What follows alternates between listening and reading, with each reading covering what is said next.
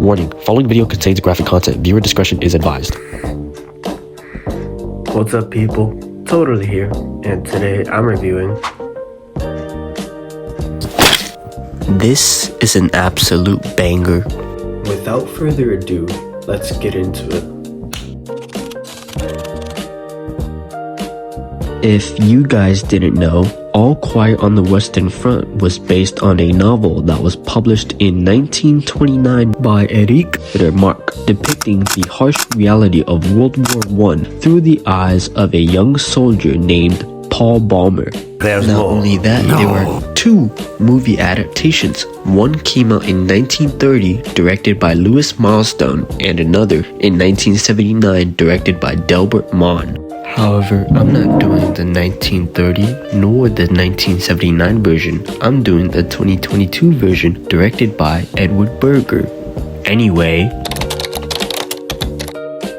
so what y'all see in the very beginning of the film is it takes place in 1917. That's right, 1917. You'll see some foxes resting. Anyway, the rest of the movie is set in 1918 and holy cannoli. What a start to the movie. Paul and his friends are now enlisting in the Imperial German Army, not knowing that their romantic views on war will soon be shattered while fighting for their motherland. Have you all seen the one meme where someone is happy and the next is him all depressed in the middle of war? Yeah, that's where this meme came from, playing with the following song in the background. But this is not meme review. It's movie review. Movie review. Paul's team is deployed to northern France on the Western Front where their views are shattered by trench warfare. They befriend a much older guy named Stanislaus or Kaczynski, and they're on night watch, which ends up in a total disaster. That's why you guys should all be quiet on the Western Front.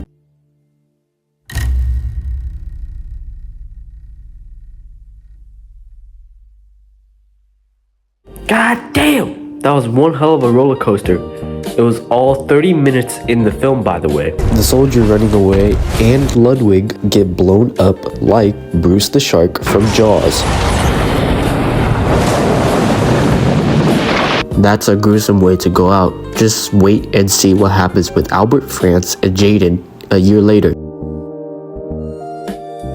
Okay, so it's been about a year since Paul and the others had their views shattered by the war. Now the State Secretary of Germany wants to begin an armistice with the Allied powers, and by doing so would have a lot of negotiations. Anyway, Paul and Kaczynski try to steal a goose. Here's the catch. Paul looks different. He's got eye bags and his skin is pale. It really goes to show you how much trauma he went through. At 17, now he is 18.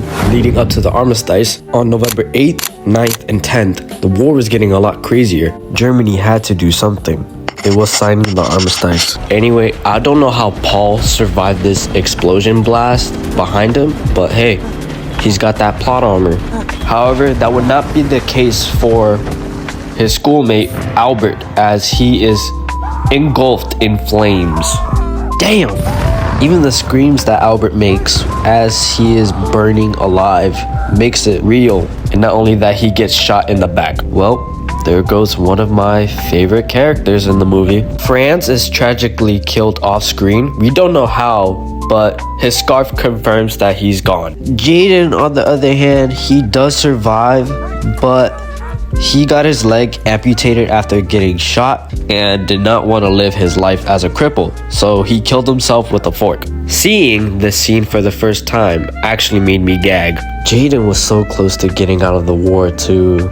Paul and Kaczynski try to save Jaden from bleeding out, but Jaden succumbed to his wounds. Viewer discretion is advised, folks. I do remember putting a disclaimer for that around 11 seconds into the video. Alright, let's pause. So I'm not sure if I'm supposed to show this other scene. It's one of the previous scenes where Paul stabbed a French soldier in the heart. I don't know if I'm supposed to show that, but I'm gonna show it here on YouTube anyway.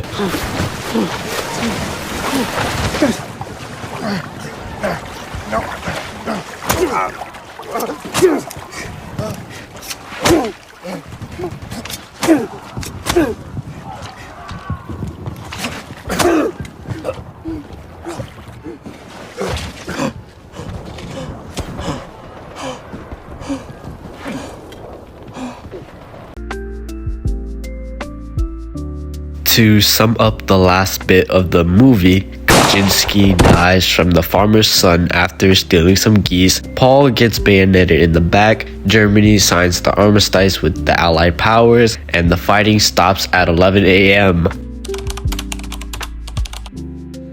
It's a good watch. I want to give credit where it's due for Felix Kammerer, Aaron Hilmer, and the actor for Stanislas for giving it all their best for this movie. The movie, the soundtrack, and the color scheme were so well done. Like, the soundtrack sent chills down my spine, and I want to give credit where it's due because the movie actually made me gag a few times. Something that a lot of horror movies or like gory movies have never made me do. And I want to give credit for that. That's it for the review. Let me know if there's anything else that I did not cover in the comment section, or if there's any movies that you guys want me to review personally. Make sure to check out my last video here. And that's about it. See ya.